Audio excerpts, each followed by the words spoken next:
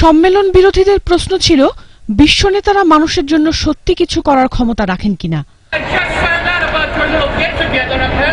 Camp ডেভিডে আয়োজিত বিশ্বের শিল্পোন্নত দেশগুলোর সংস্থা G8 এর সম্মেলন আর শিকাগোতে অনুষ্ঠিত হতে যাওয়া ন্যাটো সম্মেলনের বিরুদ্ধে এমন সব স্লোগান নিয়ে কয়েক হাজার বিক্ষোভকারী জড়ো হয়েছেন রাস্তায়। শুধু যুক্তরাষ্ট্রের নয়, এতে অংশ নিয়েছেন ইউরোপীয় ও অন্যান্য দেশের মানুষও।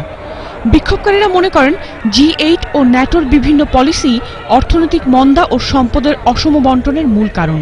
I don't think that there is any point at time at which a military group can bring peace. Always when you fund war, you take away something from the rights of the people to have health care, education and things like that. এখন পর্যন্ত কোনো অপ্রীতিকর পরিস্থিতি তৈরি হয়নি শিকাগোতে। কর্তৃপক্ষ বলছে গণতন্ত্রের দাবিতে প্রতিবাদ তারা জানাতেই পারে, তবে সম্মেলনে অংশ নিতে আসা নেতাদের নিরাপত্তা রক্ষা তাদের দায়িত্ব। এদিকে রোববার থেকে শুরু হতে যাওয়া ন্যাটো সম্মেলনে অংশ নিতে জড়ো হতে শুরু করেছেন বিশ্ব নেতারা।